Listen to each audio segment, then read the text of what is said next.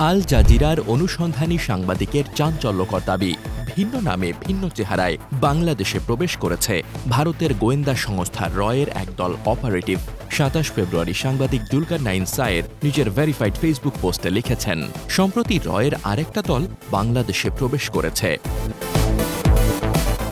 অভিযোগ রয়েছে, বাংলাদেশকে অস্থিতিশীল করার নানা ষড়যন্ত্রের সাথে জড়িত ভারতের এই গোয়েন্দা সংস্থাটি।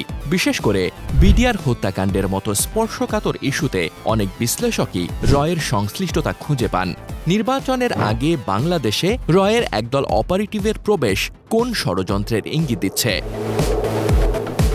গণ অভ্যুত্থানে ক্ষমতাচ্যুত শেখ হাসিনা ভারতে পালিয়ে যাওয়ার পর থেকে বাংলাদেশ ভারত সম্পর্ক তলানিতে। শেখ হাসিনাকে ভারতে আশ্রয় দেওয়া, সীমান্ত ইস্যুসহ নানা ঘটনায় বিপরীত মেরুতে ভারত বাংলাদেশ। গেল সপ্তাহে ভারতের সেনাপ্রধান অভিযোগ করেছেন, বাংলাদেশে চিকেন নেক ঘুরে গেছে পাকিস্তানি গোয়েন্দা সংস্থা আইএসআই। এর ঠিক পরপরই আল জাজিরার অনুসন্ধানী সাংবাদিকের রয়ের বাংলাদেশে অনুপ্রবেশের তথ্য তৈরি করবে কি নতুন অস্থিরতা? শুধু এবার না, এর আগে ২৪ জানুয়ারি ২০২৫ সাংবাদিক জুলকারনাইন সায়ের এক পোস্টে দাবি করেছিলেন, ভারতীয় হাই কমিশনের ব্যবস্থাপনায় ২০২৪ সালের ৬ নভেম্বর রয়ের দুই শীর্ষ কর্মকর্তা অশোক কুমার সিনহা ও কঞ্জক তাশি খাম্পা ঢাকায় এসেছিলেন। তাদের সফরের উদ্দেশ্য ছিল বাংলাদেশের গোয়েন্দা সংস্থা এনএসআই ও ডিজিএফআই এর সঙ্গে পূর্বের সম্পর্ক পুনঃস্থাপন করা। সায়েরের দাবি অনুযায়ী ওই সফরে রয়ের কর্মকর্তারা আশানুরূপ সাড়া না পেয়ে হতাশ হন এবং বাংলাদেশে তাদের গোপন নেটওয়ার্ক নিষ্ক্রিয় করার পরামর্শ পান।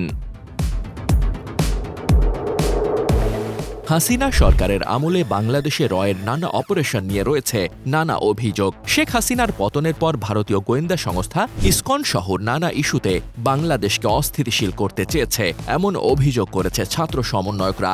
এসব অভিযোগ শুধু কথার কথা নয়, হাসিনা সরকারের সময় বাংলাদেশে যে রয়ের কার্যক্রম বেশ শক্তভাবে ছিল তা রয়ের অনেক অপারেটিভ নিজেরাই স্বীকার করেছেন। ভারতীয় গণমাধ্যমেও এমন কিছু সাক্ষাৎকার ভাইরাল হয়েছে যেখানে এজেন্টরা নিজ মুখে অপারেশনের কথা বলেছেন। রয়ের সাবেক ফিল্ড বস অমর ভূষণের নিজের লেখা ও সাক্ষাৎকারেও এমন ইঙ্গিত পাওয়া যায়।